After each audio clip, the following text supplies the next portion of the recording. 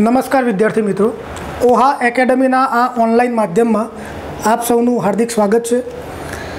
Online webinar नामनो एक आपणो session start करेलो है, जेनो विषय वस्तु है सचिवालय तथा बिन सचिवालय अने गौण सेवा पसंदगी मंडल जे वर्ग 3 ની एग्जामों ले एना सिलेबस ने क्विक रिविजन આપણે કેવી રીતે કરી શકીએ અને આપણા જે માનસ પટલ ઉપર જે બધા લેયરો લાગેલા છે એ કેવી રીતે દૂર કરી અને આપણે માહોલમાં પરત ફરી શકીએ, તો એના માટે જે ખાસ આયોજન આ ઓનલાઈન વેબિનારનું થયું છે। ડે 1 ડે 2 તો પૂરા થયા છે। આજે ડે 3 માં ઇતિહાસમાં હું અંકિત પટેલ તમારી સમસ્યાઓની મૂંઝવણ જે પણ હશે એ દૂર કરવાની કોશિશ કરીશ અને હવે આપણે ભણવા પણ જઈ રહ્યા છીએ। આના પહેલાં જે આપણે એક વેબિનાર કર્યો એમાં વિષય વસ્તુ સમજાતા ઇતિહાસ, હવે આપણે એક ટૉપિક ફિક્સ પકડ્યો છે કે સચિવાલય અને બિન સચિવાલયની જે એક્ઝામ રદ થઈ ગઈ છે એ એક્ઝામ હવે લેવાશે અને એ સમયે આપણે ઇતિહાસ અને સાંસ્કૃતિક વારસો આ બંનેમાં 25 ગુણનું પ્રાધાન્ય આપવામાં આવ્યું છે ગૌણ સેવા પસંદગી મંડળ દ્વારા। तो सिलेबस जोशो एटले पहला ज तमने देखाशे इतिहास अने वारसामां 25 गुण जेटलुं एमां प्राधान्य मळेलुं छे। तो आ 25 गुणमांथी मेक्सिमम आपणे केटला कवर करी शकीए एना माटे सतत रिविजन जरूरी छे, कारण के अत्यारे एवुं थयुं छे कि 2018 ની જાહેરાત અને આજે 2020 અને ડિફિકલ્ટ વર્ષ ચાલી રહ્યું છે। છોકરા ભૂલી ગયા છે अथवा तो अमुक शिथिल अवस्था में सुषुप्त अवस्था में पहुँची गया है कि हवे आपणे कोईपण प्रकारनो इंटरेस्ट आमां लेवो नथी। एटले मित्रों एटली वस्तु याद राखजो, जे लोको कटाया ए फेंकाया। जो तमे सामान्य पण एवुं राख्युं आपणे के आमां बंदूक तैयार करी अने रेड क्लिफ पर ऊभुं नथी रहेवानुं, पण सतत आपणे आना वातावरणमां जोडाયેલા रहेशुं। एटले ज ओहा अकादमीनो एक आ प्रयत्न छे कि सतत आपणे आ स्पर्धात्मक परीक्षाओथी विमुख न थई जईए, नहीं तो आपणे ऐतिहासिक पात्र बनी जईशुं। लोको कहेशे कि भाई मैं जे ते समय जबरदस्त मेहनत करी थी पण पछी थोड़ा माटे रही गयो, ना लाग्यो, मारे आवुं थयुं तेवुं थयुं फलाणुं ढीकणुं, तो ए बधो धंधो आपणाम ना थवो जोईए। तो आ विषये आपणे हवे इतिहासमां आगळ वधवा जई रह्या छे। तो मुद्दा आम तो पहेलेथी लख्या इतिहासमां जे लोको आपણા વિડીયો જોયા છે, ક્યાંક મારા જોડે ફેસ ટુ ફેસ ભણેલા છે, એ લોકોને તો બરાબર જ છે, પણ જે નથી ભણ્યા તો વિડીયો જોઈ લેવા ખાસ વિનંતી। ઓહા ઉપર આપણા વિડીયો મુકાયેલા છે। ટૂંક જ સમયમાં ઝડપથી ફટાફટ બધા નવા વિડીયો મૂકવામાં આવશે પણ ખરા। હાલમાં ઓહા અકાદમીએ टोटली एमना विडियो एमनी एप्लिकेशन पर फ्री मूकेला है। तो आ एक मौको है, उठाई लेवा लायक रहेशे। घणा विद्यार्थीओनी कमेंट आवे छे कि साहेब बहु सारी वस्तु है, अत्यारे आवा मौसम में एक फ्री माध्यमथी तमे विद्यार्थीओ सुधी पहोंच्या छो अने एक सारामां सारुं मटेरियल हूँ तमने आज इतिहास में एवा टॉपिक आपणे जोईशुं कि जे डिटेल में जोईशुं अने आ बिन सचिवालय माटे तो काम में लागशे 110%, पण जीपीएससी माटे पण कामना छे। आपणे एवा टॉपिक हाल उठाई रह्या छे कि जे तमाम जग्याए काम में लागे छे। एवुं नथी कि मैत्रक में शुभा करिए तो फक्त ने फक्त वर्ग 3 में ज काम में लगे। एटले आपणे हालमां एटले जे लोको एम के साहेब अमे जीपीएससी वाळा छे तो एमने पण 110% काम में लागशे। पण हाँ, आपणा गुजरातना इतिहासना खूब ज चवाई गयेला टॉपिक खेड़ा सत्याग्रह, बारडोली सत्याग्रह ने दांडी कूच अने चौथा नंबरनो आपणो टॉपिक छे गुजरातमां मुस्लिम सल्तनत। तो आ टॉपिकनुं रिविजन एमां 3 तो आपणे बहु शाबाशीथी रिविजन करशुं। आमां समयनी अनुकूळता मुजब आपणे रिविजन करशुं, नहीं तो पछी नेक्स्ट सेशनमां राखशुं। ओके, हवे आपणे जे गौण सेवाना विद्यार्थीओ आपणे वर्ग 3 में मोस्टली 90% प्रजा त्यां जोडायेली छे। इतिहासमां गौण सेवानो एक स्वभाव छे, गांधीजी विशेना डिफिकल्ट प्रश्न 100% आमां बधुं लागतुं ज होय छे कि गांधीजी विषे डिफिकल्ट प्रश्न एवा आवता होय छे कां तो आपणे बापूजीने छोड़ी दो 2 मार्क्स गांधीजी, हवे 25 मार्क्सनुं होय तो 3 के 2 થી 3 मार्क तो एवा डिफिकल्ट प्रश्न होय गांधीजीना के कां तो एमां आपणे छोड़ी देवा पड़े, निशासा नाखवा पड़े। तो एने कवर करवा माटे आम तो अमुक रट्टामारो कार्यक्रम जेवुं पण होय छे, पीडीएफ पण अमे तमने प्रोवाइड करी नाखशुं, पण अमुक याद जेटલું રહેતું હોય ને એટલું રખાય, कारण गोखवानी एक क्षमता होय, आपणुं मगज अतिशय गोखी शकतुं नथी। एटले बहु गोखवानो इतिहास जेवो सब्जेक्ट तो वागोरवानो सब्जेक्ट छे, एमां गोखणपट्टी आपणे कंई कॉम्प्यूटर जेवी करवानी नथी। एटले तो तमे अहींया ओहा उपर जोडाયેલા છો, तो ए मारी जवाबदारी रहेशे कि हूँ तमने मैक्सिमम केवी रीते याद रहे अने केटलुं मटेरियल तमारा सुधी आपणे मौखिक पहोंचाडी शकीए अगत्यनुं छे। तो आपणे खेड़ा सत्याग्रह पछी बारडोली, आम तो आ बधुं आखो विषय वस्तुनी क्रम प्रमाणे आपणे क्या हाल गोठवायेलुं नथी, पण सौथी पहेला आपणे हालमां उठाईए खेड़ा सत्याग्रह। तो 5-10 सेकंड तमे विचारो कि खेड़ा सत्याग्रह में તમને શું શું યાદ આવે છે? આ બેસ્ટ મેથડ છે રિવિઝન કરવા માટેની. હું તો ભણાવું જ છું તમને, પણ જેટલું તમે તમારા ફોર્સફુલી યાદ કરશો તો એમાં બહુ મજા આવશે. ખેડા સત્યાગ્રહ, તો ખેડામાં થયો હશે, સિમ્પલ વાત છે ને ભાઈ આ તો. ઓકે, કોઈ પણ સત્યાગ્રહ માટે તમારા મગજમાં 3 વસ્તુ રિવિઝન કરવા માટે યાદ રાખવાની કે આધુનિક ઇતિહાસ આપણે ચાલતો હોય, એમાં બધા આંદોલનો વિગ્રહો ચાલતા હોય, તો સૌથી પહેલાં એક વસ્તુ યાદ રાખવાની, સમયગાળો અને કારણ. ખેડા સત્યાગ્રહનો સમય શું છે અને કારણ શું છે?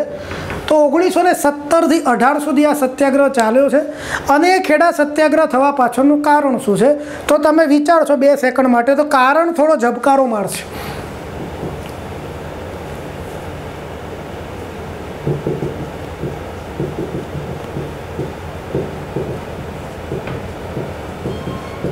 મહેસૂલ માફ કરવું, ખેતીનો મહેસૂલ. તો જમીન મહેસૂલ માફ કરવાનો એક મુદ્દો છે. પણ કેમ જમીન મહેસૂલ માફ કરવાનું છે? તો અતિવૃષ્ટિ થઈ છે, અને અતિવૃષ્ટિ એટલે ચોમાસાની સિઝન. એટલે 1917માં ચોમાસું જામ્યું હશે, વધુ પડતો વરસાદ થઈ ગયો, એટલે શું થાય કે ઓગસ્ટ સપ્ટેમ્બરની આજુબાજુ આ ખેલ પૂરો થાય. તો ઘણી વખતે શું થાય કે આપણે મહેસૂલ માફ બરાબર છે, પણ કયા કારણસર હવે બની શકે ગૌણ સેવા ડાપણ રાખે, તમને એવું પણ કરી શકે કે દુષ્કાળના કારણસર ખેડૂતો મહેસૂલ માફ એટલે મહેસૂલ ભરી શકે એમ નહોતા, તો એ માફી માટેનો મુદ્દો છે. બહારવટીયાઓના ત્રાસના કારણે, લૂંટાના કારણે મહેસૂલ માફ છે, અતિવૃષ્ટિના કારણે મહેસૂલ માફ છે, સરકારે વધુ પડતો વધારો ઝીંક્યો એટલે મહેસૂલ માફ છે. આવા કારણ મૂકે વિચારો ABCD, આપણે જવું પડે સીધું E. તો ઈમાં તો જવાનું જ નથી, E બરાબર એક્ઝિટ. તો અતિવૃષ્ટિ થઈ ગઈ છે, એટલે હવે લોકોએ ના પાડી દીધી કે ભાઈ અમે વેરો નહીં ભરીએ. આગેવાનો આવ્યા છે, આગેવાનો એમાં જબરજસ્ત કામકાજ કર્યું છે, પરંતુ ખેડૂતોની આ સમસ્યા સમજ્યા વગર મહેસૂલ ઝીંકવામાં જ આવે, ઉઘરાણી ચાલુ કરી દીધી, લોકો મહેસૂલ ભરતા નથી. એમ કરતાં શું આપણે વાત કરી, અતિવૃષ્ટિ છે. અતિવૃષ્ટિના લીધે સિઝન સારી આવશે. હવે નેક્સ્ટ જે સિઝન આવશે ખેતીની, વિચારો ને કે દિવાળી પછીની સિઝન નવા વાવેતરની હોય, તો એ સિઝન સારી હશે, વરસાદ સારો થઈ ગયો છે, તો ખેડૂતોએ મહેસૂલ જમીન પાક લઈ લીધો.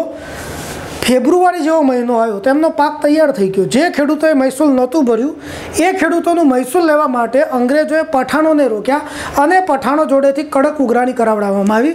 પઠાણી ઉઘરાણી આપણે ત્યાં કહેવત છે. તો આ રીતે હવે બીજો લોચો થયો કે પાક હતો એ જપ્ત થઈ ગયો, મહેસૂલ તો નહોતું. સમજી લો કે કોઈ છગનભાઈ છે, એક્ઝામ્પલ છે આ, છગનભાઈએ મહેસૂલ ના ભર્યું, છગનભાઈએ ખેતી વહી લીધી, તો એ ખેતી એમને જે પાક વાવ્યો તો એ જપ્ત થઈ ગયો, એટલે લોચો થઈ ગયો છગનભાઈને. 50 રૂપિયાનું એક્ઝામ્પલમાં મહેસૂલ હોય અને 500 રૂપિયાની આવક જતી રહે, એટલે તો છગનભાઈ પછી માનસિક રીતે વિચલિત થઈ જાય કે બેટર છે કે લાવો હું વેરો ભરી નાખું ગમે તેમ કરીને, પેલો પાક તો ન જાય. એટલે આમાં બીજો મુદ્દો એડ કરવામાં આવ્યો પછી કે જપ્ત થયેલો ખેતીનો પાક પરત લેવો. જપ્ત થયેલ ખેતીનો પાક પરત લેવું, પાછો લઈ લેવાનો છે. તો આ એ મુદ્દો છે, તો જ જીત મળશે, નહીં તો 4 મહિનાની મહેનત બધી પાણીમાં. તો ઓકે, હવે આના માટે શું પ્રયોજન થયું? તો સૌથી પહેલું કામકાજ, બધા અહીંયા આગેવાનો બધા આવશે, વ્યક્તિ વિશેષ આપણે ખાસ યાદ રાખવાનું. દરેક વ્યક્તિનો કોઈ પણ સત્યાગ્રહમાં ફાળો કેટલો કયા અંશે રહ્યો છે એ વસ્તુ. તો આમાં ખેડા સત્યાગ્રહમાં કયા વ્યક્તિઓએ કેવો ફાળો આપ્યો? સૌથી પહેલાં 2 વ્યક્તિઓને આપણે શ્રદ્ધાંજલિ આપવી પડશે. મોહનલાલ પંડ્યા અને સેકન્ડ નંબરમાં છે શંકરલાલ પરીખ.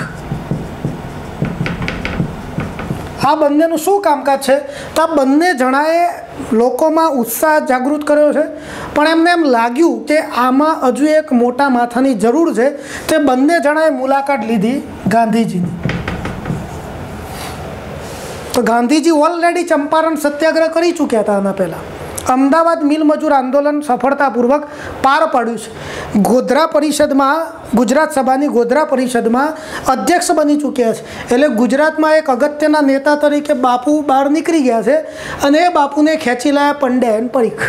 તો મોહનલાલ પંડ્યા અને શંકરલાલની વિનંતીથી બાપુ આવી ગયા. બાપુ આવશે સત્યાગ્રહમાં, પછી તો તમને ખ્યાલ જ છે, બાપુ અને ફાઇટ મોડ. તો ગાંધીજી આવ્યા, ગાંધીજીએ પોતાના બધું જે અહેવાલો તૈયાર કરવાના હોય એ બધી માથાકૂટો પૂરી કરી. આ સિવાય પણ એમને ઘણા બધા લોકોએ ગાંધીજીને મદદ કરેલી. ધારો કે ઇન્દુલાલ યાજ્ઞિક, ઇન્દુલાલ યાજ્ઞિક પણ આમાં જોડાયેલા છે, કારણ એ ઇન્દુલાલ યાજ્ઞિકે એ સમયે ગુજરાત સભાના સભ્ય છે અને એક સમિતિ રચાઈ હતી ગુજરાત સભામાં, જેમાં પ્રમુખ એ ગાંધીજી છે અને એના મંત્રી હતા સરદાર પટેલ, અને સરદાર પટેલ જોડે સહમંત્રી હતા ઇન્દુલાલ, એટલે આમનું હોવું અનિવાર્ય છે. અને મૂળ પાછા આ નડિયાદમાં, આમનું જન્મસ્થળ નડિયાદ છે, એટલે ખેડા સાથે જોડાયેલા છે. આ બધા કઠલાલના માણસો છે. તો ઇન્દુલાલ યાજ્ઞિક, હવે ઇન્દુલાલ યાજ્ઞિકે ગાંધીજીને અહીંયા નવજીવન સામયિક આપેલું. તો નવજીવન સામયિક ગાંધીજીને ઇન્દુલાલ યાજ્ઞિકે તંત્રી પદ સોંપ્યું હતું કયા આંદોલનમાં, કે આ બધા એક્સ્ટ્રા ઓર્ડિનરી પ્રશ્ન રહેશે થોડા, જે ક્યાંક આપણી જાણ બહાર જતા. બાકી આ વસ્તુ સિમ્પલ છે, પણ આવી નાની વસ્તુ ધ્યાન રાખવાની છે. આ સિવાય કોણ જોડાયું છે, તો અમૃતલાલ ઠક્કર. ઠક્કર બાપા જેને આપણે કહેતા હોઈએ છીએ, તો અમૃતલાલ ઠક્કર પણ આમાં જોડાય છે. એમને પણ 10-15 ગામની મુલાકાત લઈને પોતે, કારણ કે આ તો ખેડા સત્યાગ્રહ ખેડા જિલ્લાની માથાકૂટ છે, તો એમાં કેટલા બધા ગામ, એક ગામમાં જવું, લોકોને મળવું, લોકોના સ્ટેટમેન્ટ લેવા, સહીઓ લેવી, તે બધું કામ કરવું પડતું હોય, કારણ કે સરકાર પણ ક્યાંક પુરાવો માગે તો રજૂ કરી શકાય, એટલે આધાર વગર આ લોકો નથી દોડ્યા. આ સિવાય બીજા 2 માણસ છે. એ 2 માણસો એવા છે, ગાંધીજી આ સત્યાગ્રહમાં આવ્યા એ પહેલાં એ લોકો ખેડામાં જોડાયા છે, એમને 20-25 ગામની મુલાકાત લઈ અને આંદોલનો ચલાવવાના પ્રયત્નો કરેલા, પણ પછી શું છે કે એ પરિસ્થિતિના વશ નથી કરી શક્યા. તો 2 માણસો ખાસ તમે ધ્યાન ઉપર રાખો. એક છે વિઠ્ઠલભાઈ પટેલ, હું વલ્લભભાઈ પટેલ નથી બોલતો, વિઠ્ઠલભાઈ પટેલ, સરદાર પટેલના મોટા ભાઈ વિઠ્ઠલભાઈ પટેલ છે એ છે, અને બીજા છે ગોકુળદાસ પારેખ. આ બંનેને કેમ થોડા અગત્યનું રાખું છું, કારણ કે આ એ સમયે મુંબઈ ધારાસભાના સભ્ય છે, એટલે આમના જોડે પોલિટિક બેકગ્રાઉન્ડ છે. એટલે આ જો ધારાસભાના સભ્ય અહીંયા આવ્યા, આ 2 ક્યારે આવ્યા, તો ગાંધીજી આવ્યા એ પહેલાં. આ પ્રશ્ન બની શકે છે કે ખેડા સત્યાગ્રહમાં ગાંધીજીની મુલાકાત પહેલાં મુંબઈ એસેમ્બલી, મુંબઈ ધારાસભાના કયા 2 સભ્ય ખેડાની મુલાકાત લઈ ચૂકેલા હતા, તો વિઠ્ઠલભાઈ પટેલ અને ગોકુળદાસ પારેખ, આ 2 જણા મુલાકાત લીધેલી છે. 20 ગામનો અહેવાલ એમને ત્યાં સરકારને પણ આપે, પણ સરકારે આમના અહેવાલ ઉપર ધ્યાન આપ્યું નહીં. અને વિઠ્ઠલભાઈ પટેલ પછી ગાંધીજી આવ્યા, તો ગાંધીજી જોડે જોડાયેલી એક અગત્યની હસ્તી એટલે સરદાર પટેલ. સરદાર પટેલ પણ અહીંયા જોડાયા છે. તો ગાંધીજી અને સરદાર પટેલ સૌ પ્રથમ કયા આંદોલનમાં એક સાથે જોડાયેલા છે, તો ખેડા સત્યાગ્રહમાં એક સાથે જોડાયેલા છે. આ પહેલાં એ બંને જણા ગુજરાત સભા જે ગોધરા ખાતે મળેલી, એમાં એક કમિટી છે, એમાં પ્રમુખ અને મંત્રી બનેલા છે, પણ એ સત્યાગ્રહ નથી, એક કમિટી છે. સત્યાગ્રહમાં સૌ પ્રથમ આ બંને ધાસુ માણસોની મુલાકાત જો થઈ હોય, તો બાપુ અને સરદાર તો એ ખેડા સત્યાગ્રહમાં મળ્યા છે. પછી એમને પોતાની રીતે આંદોલન સ્ટાર્ટ કર્યું. અંગ્રેજોને સમજાયા કે ભાઈ આમાં ટોટલી એ વખતે એવો નિયમ હતો કે 25% અથવા તો 50%થી પણ પાક વધુ ફેલ જાય તો મહેસૂલ માફ કરી નાખવું. અહીંયા તો 100% જેટલો પાક ફેલ ગયો હતો, તો આમાં તો મહેસૂલ માફ કરવું જ પડે. છેલ્લે પછી આ સોલ્યુશન આવ્યું, સરકારે એવું કીધું. હા, ઘણી વખતે આવું સમાપન પણ યાદ રાખવું પડશે તમારે. ખેડા સત્યાગ્રહનો અંત કેમનો થયો છે, તો આમાં એવું નહોતું કીધું કે 10% માફ, 20%, 100%. સરકારે એવું કીધું છે કે જે લોકો મહેસૂલ ભરી શકે, કેપેબલ છે એવા લોકો ભરે, જેમની ઈચ્છા નથી એ ન ભરે. સરકાર ઉઘરાણી નહીં કરી, છતાં એ સમયે લોકોએ મહેસૂલ થોડું ભર્યું હતું. જો એ આ નેતાઓ પર એમનો ભરોસો છે અને નેતાઓ બોલ્યા એ લોકોએ માન્ય રાખ્યું છે. તો આમાં સમાપન શું છે, તો જે ભરી શકે તેવા ભરે. એટલે આપણે તો ટૂંકમાં એ મતલબ યાદ રાખવાનો છે કે પૈસાવાળો વર્ગ છે ભરશે, છેલ્લે તો ભરી શકે એવા લોકો ભરશે. અને આમાં એક વસ્તુ નાની છે, તમને ખ્યાલ જ છે કે મોહનલાલ પંડ્યા આ આંદોલનથી ડુંગરી ચોર તરીકે ઓળખાતા હતા. તો આ ખેડા સત્યાગ્રહની ઇમ્પોર્ટન્ટ વાતો મેં તમને સમજાવી છે. ક્યાંક 5% એક્સ્ટ્રા આપવાનો પ્રયત્ન આપણે કર્યો છે વિઠ્ઠલભાઈ પટેલ, અગર ગોકુળદાસ પારેખ જેવી વાતો ક્યાંય કોઈ પબ્લિકેશનવાળા કે કોઈ લેક્ચરવાળા ઓછા લેવલે કરતા હોય છે. એક નવજીવન સામયિકની વાત એ પણ તમે ધ્યાન રાખજો. 1970થી શરૂ થયું, 18માં ગાંધીજી આ આંદોલનમાં એન્ટ્રી લીધી ને ત્યારે ફેબ્રુઆરી, તો ગાંધીજીની જે વેલકમ છે બાપુજી તો આપણે યાદ રાખવાના જ ને. ગાંધીજી આંદોલનમાં ફેબ્રુઆરીમાં આવ્યા હતા. એ પહેલાં આ લોકોએ લોકલ લેવલે ધમાલ થઈ છે. એટલે કોઈક વાર આ તો એવું આવે તો ગાંધીજી સાથે સ્પેસિમેન વર્ષ કયું આવશે, 1918 આવશે. ઓકે, તો ખેડા સત્યાગ્રહ ગાંધીજીનો ગુજરાતમાં થયેલો પ્રથમ ખેડૂત સત્યાગ્રહ છે. રેડી. ત્યાંથી આગળ આપણે બીજો સત્યાગ્રહ જે જોવાનું છે ને રિવિઝન કરવાનું છે, એ આપણે જોવાના બારડોલી. તો 5 સેકન્ડ 10 સેકન્ડ લો. બારડોલી વિશે જેટલું પણ યાદ આવતું હોય એટલું મગજમાં યાદ કરી નાખો.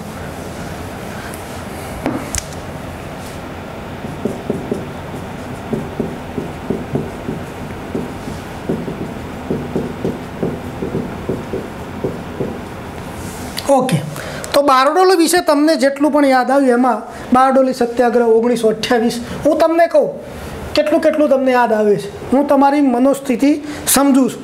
ઓચિંતું રિવિઝન આવે ને તો, બાકી તો ભાઈ તમે વાંચો અને કલાક પછી રિવિઝન તો એ બધું તમને ખ્યાલ હશે ઘણું બધું. આપણે તો ઓચિંતું રિવિઝન, કારણ એક્ઝામમાં ક્વેશ્ચન એ ઓચિંતો જ આવવાનું છે, તો આવી ટેવ પાડવી પડશે ઓચિંતું યાદ કરવાની એકદમ. બારડોલી સત્યાગ્રહ તો કેટલું યાદ આવ્યું? ટાઈમ લિમિટ 60 સેકન્ડમાં કેટલું યાદ આવે છે? તો આપણને જે રહી જાય છે ને એમાં આપણે એક્સરસાઇઝ કરવી પડશે. તે કેમનું રહી જાય ને કેમ ન રહી જાય એના માટેની વાતો આપણે કરીએ. તો 1928 યાદ આવશે. સરદાર બની ગયામાં એટલે વલ્લભભાઈને સરદારનું બિરુદ મળ્યું. બારડોલીમાં કહું અથવા તો આપણને ટકાવારી યાદ આવશે. 22% વેરો હતો. પછી બારડોલી સત્યાગ્રહમાં એમના જોડે જોડાયેલા મંત્રીનું નામ યાદ આવે. પેલો સ્વરાજ આશ્રમ, આવી બેઝિક વાતો તો 80-85% લોકોને યાદ આવી જ જશે. હવે આ કોઈ મોટી વસ્તુ નથી. અત્યારે શું કરે છે કે અમુક ચરકટો લેક્ચર લે છે, પછી આવું નાનું સમજાવ્યું. બારડોલીમાં 1928માં વલ્લભભાઈને આંદોલનમાં સરદારનું બિરુદ મળી ગયું. એમનો સ્વરાજ આશ્રમ બારડોલીમાં આવેલો છે અને એમાં 80% પબ્લિક તાલીઓ પાડી દે છે કે જોરદાર સાહેબ, મજા આવી ગઈ, નામ થઈ ગયું તેમ. તો એ તો નથી. આપણે ક્યાં સર્કસ જોવા બેઠા જ ભાઈ? એ આવડે જ છે. 80% લોકોને આવડે છે. એટલે કુંભ મેરો બધો આવડે છે. આપણે તો 8 લાખની પ્રજામાં લેવાના 3045 હોય, એટલે આપણે તો સોનાથી વધારે ચમકેલા હોય ને તો જ મેળ પડશે. અને એના માટે તમારે છે ને એક અગત્યના આવા સોનીની જરૂર પડશે. એટલે તમે યાદ રાખો, જુઓ. અને એટલે તમે પણ અમને સજેસ્ટ કરો કે સાહેબ અમને તમારું નોલેજ જે તમે પીરસો છો એ ફ્રૂટફુલ છે કે મફતની બધા યુટ્યુબવાળા કે અથવા તો બીજા બકવાસ કરે છે એમ તમે બકવાસ કરો છો, તો મોઢા ઉપર અમને કહી નાખો તો અમને પણ ખબર પડશે કે ના ભાઈ આ ખોટા ધતિંગ કરવાના નથી. એટલે અમે દર વખતે એક્સ્ટ્રા ઓર્ડિનરી લાવવાની કોશિશ કરીશું. 1% નવું લાવશું, 1% નવું લાવશું. આપણે 10 વખતે મુલાકાત કરશું તો લોકો કરતાં 10% તો એક્સ્ટ્રા ઓર્ડિનરી તમને મળશે ને. તો જોઈએ હવે બારડોલીમાં આપણા જોડે શું છે એક્સ્ટ્રા ઓર્ડિનરી, તો આખા ગામને ખબર છે. હવે કારણ સમજીએ કે ક્યાંક કોઈકને ભૂલી જવાતું હોય છે. બારડોલી સત્યાગ્રહમાં કારણ છે 22%નો કર વધારો. પણ હવે એમાં થોડા આગળ વધીએ કે જે તે સમયે અહીંયા બારડોલીમાં શું છે, મહેસૂલની પદ્ધતિ જે કાયમી જમાબંધી ટાઈપ છે, રૈયતવાળી કાયમી બધું મિક્સ છે. અત્યારે તો આધુનિક થઈ ગયું, એટલે પહેલાં જૂના જેવું નથી ચાલતું. બારડોલી તાલુકામાં છેલ્લે 1896માં જમીન મહેસૂલની આકરણી થઈ હતી, નક્કી થઈ ગયું. આ એક નવો પ્રશ્ન. જો આપણે સમજીએ પહેલો મુદ્દો કે છેલ્લે આ જીપીએસસી માથાકૂટ કરે તો હલવાઈ જવાય.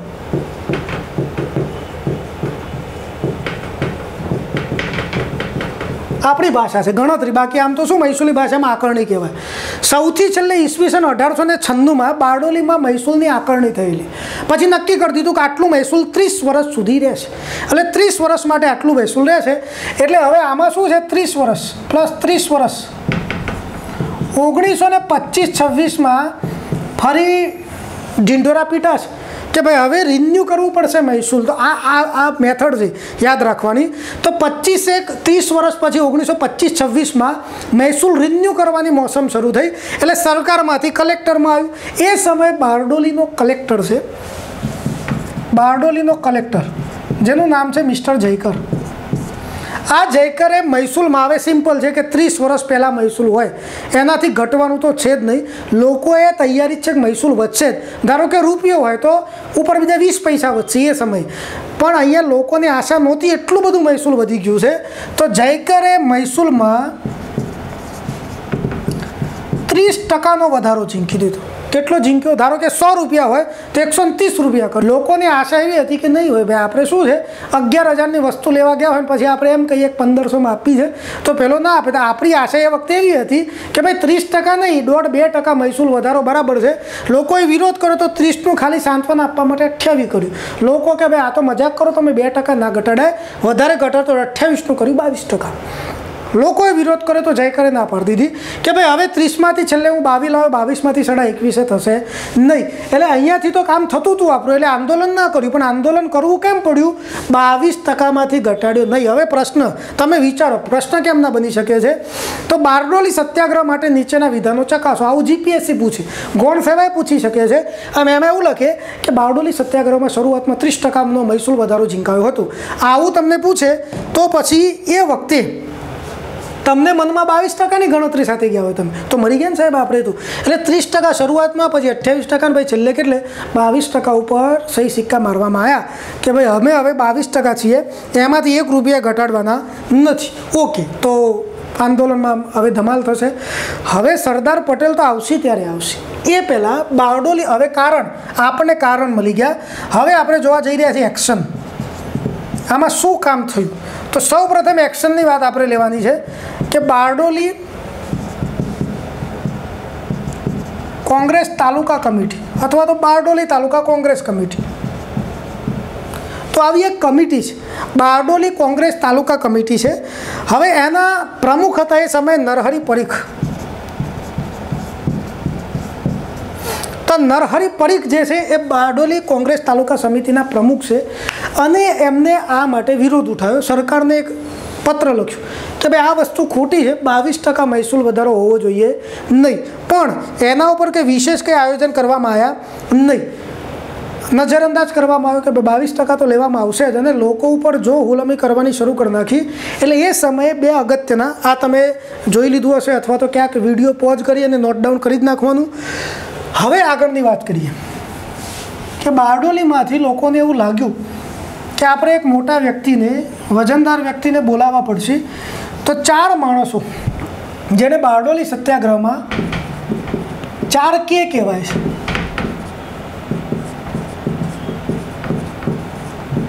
કુંવરજીભાઈ, કલ્યાણજીભાઈ, ખુશાલદાસ અને કેશવદાસ. તો કુંવર, કલ્યાણ, ખુશાલ અને કેશવ બધાના નામમાં કે આવે છે. આ પણ એક ઇમ્પોર્ટન્ટ ક્વેશ્ચન છે. જે લોકો મારા જોડે ભણ્યા છે એમને તો 4Kની ખ્યાલ હશે, પણ કોઈક વખતે આ તો ફેસ ટુ ફેસ ન મળ્યા હોત, અત્યારે હવે ખ્યાલ રાખો. તો 4K, એ 4K અમદાવાદમાં સરદાર પટેલને મળ્યા. ક્યાં મળ્યા? અમદાવાદમાં. આપણે જગ્યા બગ્યા બધું યાદ રાખવું પડશે આપણે ભાઈ. હવે ઇતિહાસ ડિફિકલ્ટ બની રહ્યો છે, તમને ખ્યાલ જ છે. તમે છેલ્લા 1-1.5 વર્ષના ગૌણ સેવાના પ્રશ્ન જોશો તો તમને ખ્યાલ આવશે કે બિલકુલ માઇક્રો માહિતી પૂછે છે. 4 જણા સરદાર પટેલને અમદાવાદમાં મળ્યા. અમદાવાદમાં સરદાર પટેલે પછી હા પાડી છે, કારણ કે એ લોકોએ ગાંધીજીનો રેફરન્સ લઈને આવેલા કે ગાંધીજીની પણ ઈચ્છા છે કે સરદાર પટેલ બારડોલી સત્યાગ્રહ કરે. રેડી, આવી ગયા સરદાર પટેલ. હવે બારડોલી સત્યાગ્રહમાં તારીખ, સત્યાગ્રહ શરૂ, તો આના માટે બહુ વિસંગતતા છે. પણ છતાં પણ ધ્યાનમાં રાખો કે આપણે એવું માનીએ છીએ કે જે તારીખે સરદાર પટેલે પ્રથમ પ્રવચન બારડોલીમાં આપ્યું, ખેડૂતોને ભેગા કરી, ત્યારથી આપણે સત્યાગ્રહ શરૂ ગણીએ. કારણ કે આમાં એવું બધું દાંડીકૂદ જેવું નથી કે ગાંધીજી 78 સત્યાગ્રહ એક સાથે નીકળ્યા ને બધા લોકોએ ટાટા કર્યું તો બરાબર છે કે 12 માર્ચની તારીખ. પણ આમાં એવું નથી. આમાં તો આના પહેલાંય ધમાલ થઈ ચૂકી છે. તો આ તો નહીં પૂછી શકે. પણ સરકારનું એક યોજના સામાયિક તમને ખ્યાલ હશે, એ યોજના સામાયિકમાં એક વખતે બારડોલી વિશે ડિટેલમાં માહિતી આપેલી અને એમાં એવું લખ્યું હતું કે બારડોલી સત્યાગ્રહની શરૂઆત 12 ફેબ્રુઆરી 1928. તો આપણે સરકારના ભરોસે ચાલીએ. બાકી આમ નોર્મલી ક્યાં લખવામાં આવતી નથી. તો શરૂઆત તમારે 3 તારીખો બારડોલીમાં યાદ રાખવાની છે. બારડોલી સત્યાગ્રહ શરૂ થયો, બારડોલી સત્યાગ્રહ પૂર્ણ થયો. અને મોસ્ટ ઇમ્પોર્ટન્ટ જે પૂછાઈ શકે એમ છે, બારડોલી સત્યાગ્રહમાં સમગ્ર દેશે બારડોલી દિન તરીકે કયા દિવસને ઉજવ્યો છે? તો એ છે તમારો 12 જૂન. તો આટલું પણ ધ્યાન રાખજો. તો સરદાર પટેલને આ લોકોએ મદદ કરી છે. આમાં એક આ કલ્યાણજી મહેતા, આપણે ગુજરાત વિધાનસભાના પ્રથમ અધ્યક્ષ બનેલા કલ્યાણજી મહેતાએ બારડોલી સત્યાગ્રહમાં કેમેરાની સગવડ પણ એમને કરેલી, જેથી કરીને અત્યારે કોઈક વખતે આ 12 જૂન આવશે ને એટલે બારડોલીનો ફોટો આવશે, સરદાર પટેલ બેઠા હોય, કેટલા બધા આગેવાનો એમની ફરતે હશે, બતાવશે કે ડાબે કલ્યાણજી છે, કુંવરજી છે. તો કેમેરાની સગવડ કોણે કરેલી? તો કલ્યાણજી મહેતાએ કરેલી. હવે આ આંદોલનમાં સરદાર પટેલના મંત્રી બન્યા છે, અંગત મંત્રી, એ છે સ્વામી આનંદ. આ થોડું રટ્ટા મારો જેવું કામકાજ છે. સ્વામી આનંદ સામેથી બને છે કે હું તમારો પર્સનલ સેક્રેટરી જેવું કામ કરીશ, અંગત મદદનીશ, મંત્રી કહી શકીએ આપણે, બન્યા છે. આ સિવાય સરદાર પટેલે બારડોલીની વાતો ચારે તરફ ફેલાવવા માટે પત્રિકાઓ શરૂ કરી. સત્યાગ્રહ પત્રિકા, સત્યાગ્રહ પત્રિકા શરૂ કરી છે. એ સત્યાગ્રહ પત્રિકાઓની જવાબદારી પણ વહેંચવામાં આવી. સૌ પ્રથમ છે જુગતરામ દવે, યાદ આવી ગયા તમને, વેડસીવાળા ભાઈ છે. આમને ગુજરાતી ભાષામાં પ્રકાશિત કરવાની જવાબદારી, કે ગુજરાતીમાં છપાવશે સરદાર પટેલના ભાષણો બધા. આ સિવાયના મિસ્ટર પ્યારેલાલ, ગાંધીજીના એક આ પણ સહમંત્રી જેવા હતા. ગાંધીજીના અંગત મદદનીશમાં આમનું પણ નામ આવતું. મહાદેવભાઈ દેસાઈ મેન છે, બાકી આ પણ આસિસ્ટન્ટ જેવા છે. પ્યારેલાલ અંગ્રેજીમાં જવાબદારી એમની છે, અંગ્રેજીમાં પત્રિકાઓ છાપવાની અને બહાર પાડવાની. આ સિવાય ચીમનલાલ ભટ્ટ છે ને મગનલાલ દેસાઈ, એમને પણ પત્રિકાઓમાં પોતાનું યોગદાન ગુજરાતી અંગ્રેજીમાં બધે. તો મગનલાલ દેસાઈ અને ચીમનલાલ ભટ્ટ, મગનલાલ દેસાઈ અને ચીમનલાલ ભટ્ટ, તો આ લોકોએ એમાં પણ એક અગત્યનું કામકાજ કર્યું છે. જુગતરામ દવે ગુજરાતી, પ્યારેલાલ અંગ્રેજી, મગનલાલ દેસાઈ અને ચીમનલાલ ભટ્ટ. તો આ ક્યાંક તમને એક નવું જાણવાની બતાવવાની કોશિશ અમારી થઈ રહી છે. તો આ રીતે આંદોલન ચાલ્યું છે. બારડોલી સત્યાગ્રહ જબરજસ્ત ચાલ્યો છે. મહિલાઓએ પણ અગત્યનો ફાળો આપ્યો છે. આ આંદોલનમાં સરદાર પટેલે મહિલાઓને એક સોનેરી સલાહ એ આપી હતી કે સોનેરી સલાહમાં સોનું સંતાડ દેવું, કારણ કે મહેસૂલ ભરવાનો નથી, નહીં ભરે એટલે અંગ્રેજો જો ગુલામી કરશે. અને જો ગુલામીમાં શું થશે કે ભાઈઓ તો બધા આંદોલનોમાં વ્યસ્ત હશે, તો ક્યાંક ઉઘરાણી માટે આવે તો બહેનોના ઘરેણા લઈ લે. ઘરેણા તો સંતાડ્યા. સરદાર પટેલની રિક્વેસ્ટથી ને સલાહથી મહિલાઓએ પોતાના ઢોર ઢાખરે ઘરમાં રાખેલા, કારણ કે એ સમયે બળદ બાંધ્યો હોય તો બળદ લઈ જાય, વેચી મારે, પઠાણો આવતા. તો આ બધા લોચા ન થાય એટલે જબરજસ્ત સરદાર પટેલનું એક જબરજસ્ત આયોજન. સરદાર પટેલ એટલા મોટિવેશનલ સ્પીકર છે અને એમને એટલી જોરદાર માહિતી એ સમયે એમના લખાણોમાં આપણે વાંચવા પડે છે કે એના લીધે બહેનોને પણ જબરજસ્ત જુસ્સો આવે. ને એના ઉપરથી જ એક બેન આંદોલન પૂર્ણ થયું જ્યારે, તો એ આંદોલનમાં આમને સરદાર કહેવાવાળા પણ એક બેન છે, ભીખીબેન. તો અકોટી ગામના ભીખીબેને વલ્લભભાઈને સૌ પ્રથમ સરદાર એવું બિરુદ આપ્યું અને પછી આપણે એમને સરદાર કહીએ છીએ. બારડોલી સત્યાગ્રહથી એ સરદાર થઈ ગયા છે. અહીંયા એમનો આશ્રમ છે, સ્વરાજ આશ્રમ. સિમ્પલ વાત છે હવે આ બધી તો. ઓકે, હવે આના પછી હું તમને હજુ એક્સ્ટ્રા ઓર્ડિનરી માહિતી આપણે આપવા જઈ રહ્યા છે કે બારડોલી સત્યાગ્રહ જે આટલો સફળ થયો, એ સત્યાગ્રહની સરખામણી એક લડાઈ સાથે કરવામાં આવે છે.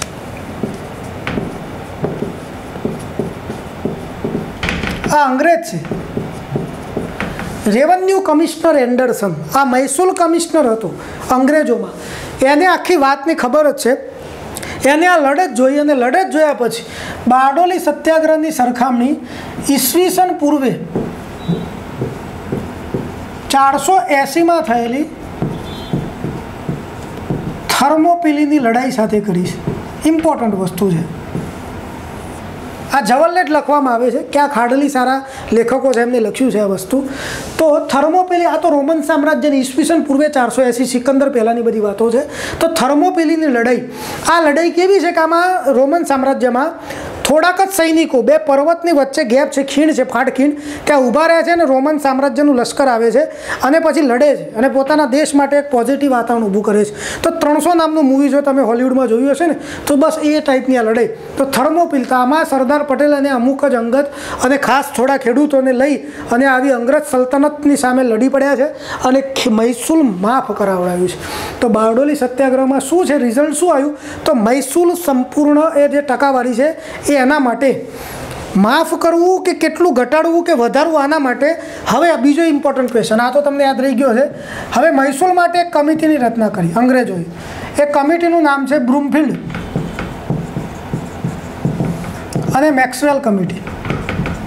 તો બ્રૂમફિલ્ડ મેક્સવેલ કમિટી અંગ્રેજોએ બનાવી.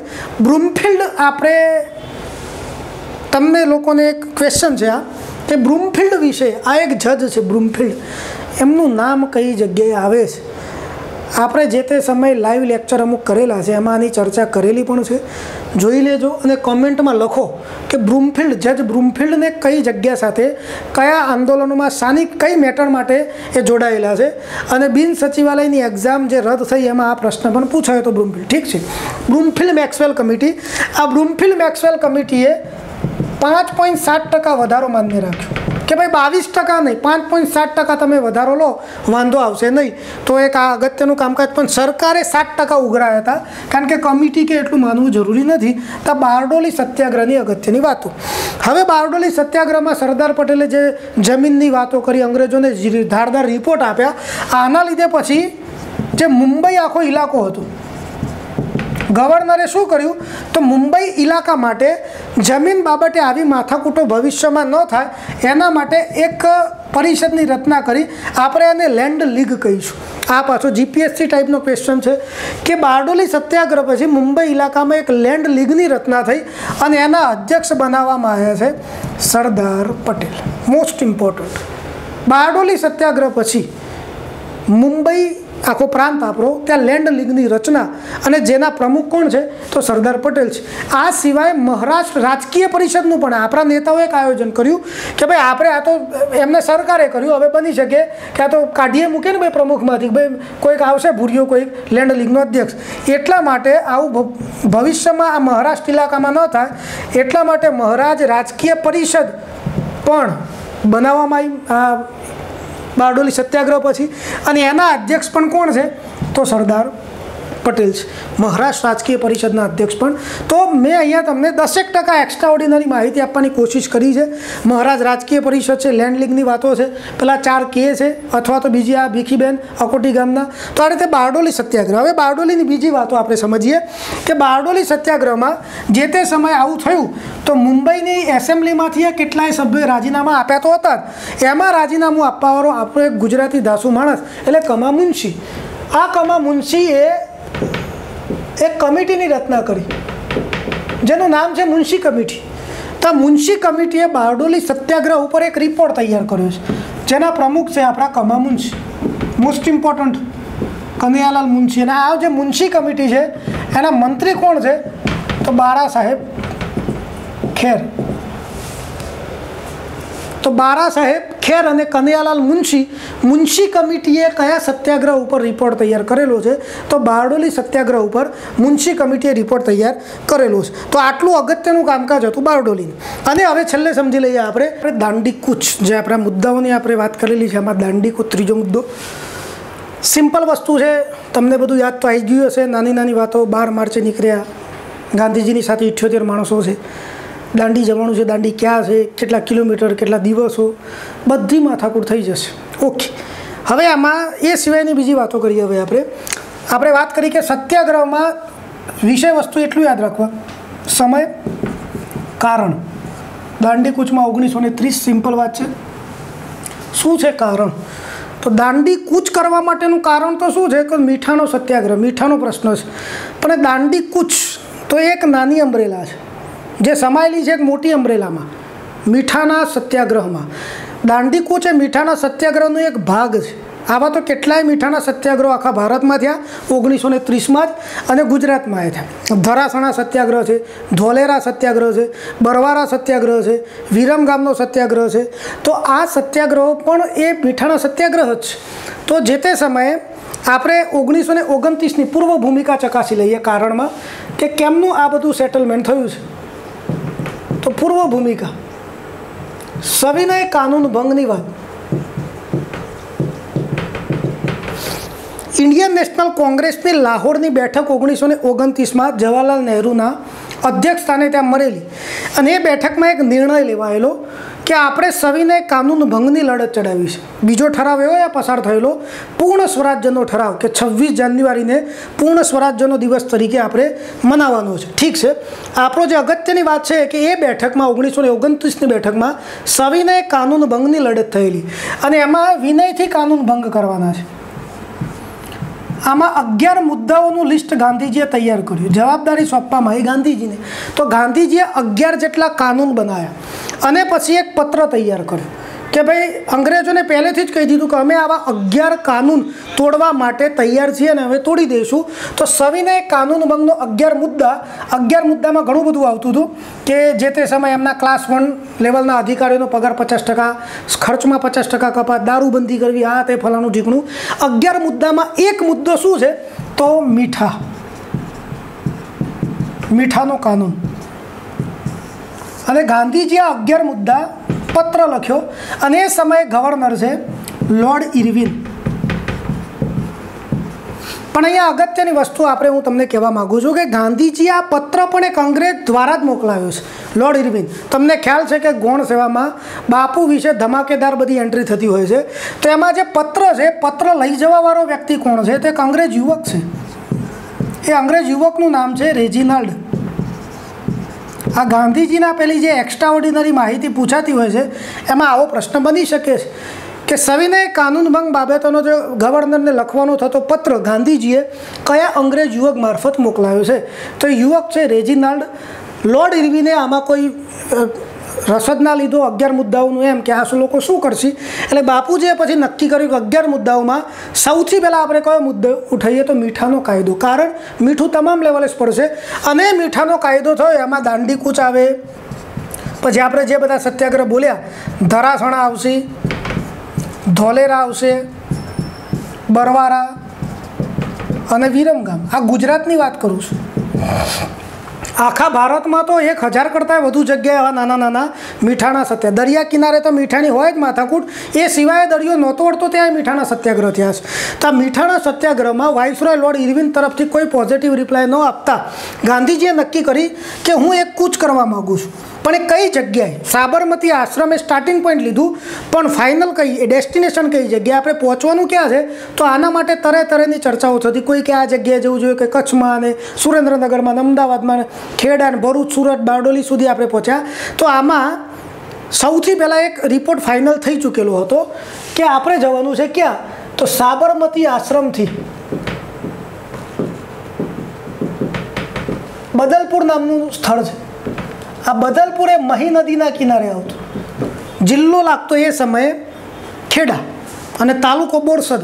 તો બદલપુરમાં જવાની વાત હતી, સાબરમતીથી બદલપુર. પણ પછી કલ્યાણજી મહેતા, આપણે બારડોલીમાં વાત કરી, એ કલ્યાણજી મહેતા ગાંધીજીને મળ્યા અને ગાંધીજીને સમજાવ્યું કે બદલપુર કરતાં જો તમે નવસારીના દાંડીમાં આવશો તો આટલા ફાયદા છે. તો એ બધા ફાયદા સમજાયા, પોલિટિકલી સારું એક વાતાવરણ ઊભું થશે. તો આ જગ્યા રદ કરવામાં આવી અને આ જે આખી યાત્રા હતી એ ક્યાં શિફ્ટ કરવામાં આવી? દાંડી તરફ શિફ્ટ કરી નાખવામાં આવી.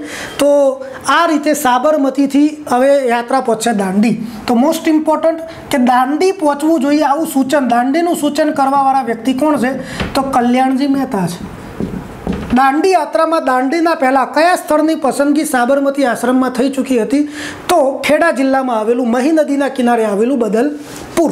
અત્યારે તો બોરસદ તાલુકામાં છે. તો કે આ બદલપુર. તો આ રીતે હવે ગાંધીજી પછી 12 માર્ચે નીકળ્યા છે. એ તો કંઈ તમને હવે યાદ રાખવાની જરૂર નથી.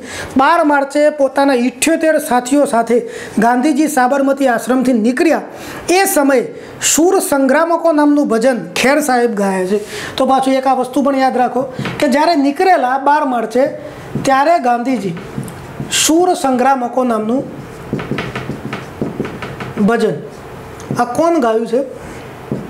ખેર સાહેબ. આ ખેર સાહેબ પછી પાછું બીજું એક ગીત ગાયા.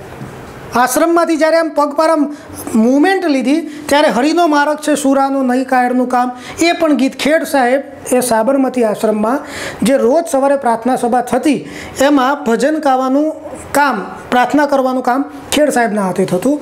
તો 12 માર્ચે નીકળ્યા છે ગાંધીજી. આશ્રમના વાસીઓ કસ્તુરબા છે, બાકી સરોજીની નાયડુ છે, બધા લોકો આ 79 ગાંધીજી પ્લસ 78 લોકોને ચંડોરા તળાવ સુધી મૂકવા ગયા અને પછી ત્યાંથી બાય બાય ટાટા કરી એ લોકો રિટર્ન થયા અને 79 ત્યાંથી આગળ વધ્યા છે. તો પછી આ રીતે દાંડી કૂચ આગળ વધી છે. દાંડી કૂચમાં જે 241 માઇલની આખી સફર છે એમાં ગાંધીજી અમુક જગ્યાએ રોકાયા, યાત્રા કરી છે. સોમવારે એ એમનું ફાસ્ટ છે, એ બધી વાતો તો આપણને ખ્યાલ જ છે. આમાં કેદી, પ્રથમ કેદી અને કઈ જગ્યાએથી તો પ્રથમ કેદી છે સરદાર પટેલ.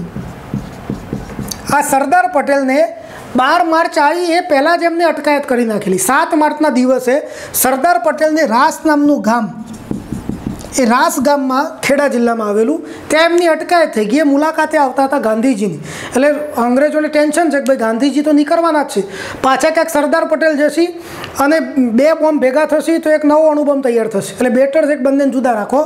તો પહેલાં કેદી છે સરદાર પટેલ, અને પછી આ રીતે આગળ વધ્યા છે। આપણે બારડોલી સત્યાગ્રહ છે એમાં પહેલાં, આપણે બારડોલી જે ભણ્યા એમાં પહેલાં કેદી કોણ હતા? તો રવિશંકર મહારાજ એ બારડોલીના પ્રથમ કેદી છે, અને અહીંયા પ્રથમ કેદી છે સરદાર પટેલ। આ રીતે આગળ વધ્યા છે ગાંધીજી, આગળ વધ્યા। ગાંધીજી આમ કરતાં કરતાં આપણે ભાટ નામનું ગામ, અમદાવાદની સરહદ છોડતા ગાંધીનગરમાં ભાટ ગામમાં આવ્યા 12 માર્ચના દિવસે જ, અને એ દિવસે રાત્રે અમને ભાટ ગામમાં એક પ્રતિજ્ઞા લીધી કે કાગડા કૂતરાના મોતે મરીશ પણ સ્વરાજ લીધા વિના આશ્રમમાં પગ મૂકવાનો નથી। તો આ પણ એક આમ તો સિમ્પલ છે, નોર્મલી આપણને ખ્યાલ જ છે, પણ છતાંય ધ્યાન રાખો કે ગાંધીજી કાગડા કૂતરાવાળું સ્ટેટમેન્ટ કયા ગામમાં બોલ્યા છે? તો ભાટ નામના ગામમાં બોલ્યા છે, અને ગાંધીજી આ રીતે આગળ વધ્યા। ગાંધીજીએ આ આંદોલનમાં 2 અગત્યના કામકાજ, એક ટુકડીનું નિર્માણ કરેલું, એ ટુકડીનું નામ છે અરુણ ટુકડી। આ નાના બાળકોની ટુકડી છે, કિશોર 13-14 વર્ષના। આ એક પ્રકારના આ અરુણ ટુકડી એટલે પાયલોટ ગાડી છે। સત્યાગ્રહીઓ જતા હશે તો આગળ જશે, અને જે ધારો કે આપણે સમજી લઈએ કે એક્સ ગામમાં ગાંધીજી જવાના છે તો એ આ ટુકડી એક્સ ગામમાં વહેલા જશે, લોકોને સાવચેત કરશે, સમયની ફાળવણી કે ભાઈ આપણે લોકો ક્યાં ભેગા થઈશું, કઈ સાફસૂફી કરવાનું, તો એ કામકાજ। ને બીજા એક અગત્યના વ્યક્તિ છે રવિશંકર મહારાજ, મુઠ્ઠી ઉચેરો માનવી। તો રવિશંકર મહારાજને આમાં અરુણ ટુકડી તો મદદ કરે જ છે, પણ આમનું જે અગત્યનું કામકાજ છે રસોઈ, કારણ કે નીકળ્યા હતા 79, પણ શું થાય કે ભાઈ એક્સ ગામ અને વાય ગામ, ગાંધીજી એક્સ ગામમાંથી નીકળીને વાય ગામમાં જશે તો એક્સ ગામના લોકો બધા સૈયારા મૂકવા જશે ગાંધીજીને વાય ગામમાં, વાય ગામવાળા ભાઈ એમની આગતા સ્વાગતા કરે, એમના માટે નાસ્તાની સગવડ કરે। તો આ બધું કેમનું કરવું? તો એના માટે અગત્યના વ્યક્તિ રવિશંકર મહારાજ છે। તો આ રીતે દાંડી કૂચ પરિપૂર્ણ થઈ છે 5 એપ્રિલ 1930 ગાંધીજી ત્યાં પહોંચ્યા। 6 એપ્રિલે ચપટી મીઠું ઉપાડ્યું, વગેરે વગેરે વાતો। હવે ગાંધીજીના દાંડી કૂચમાં મહાદેવભાઈ દેસાઈએ દાંડી કૂચની સરખામણી મહાભિનિષ્ક્રમણ સાથે કરી છે।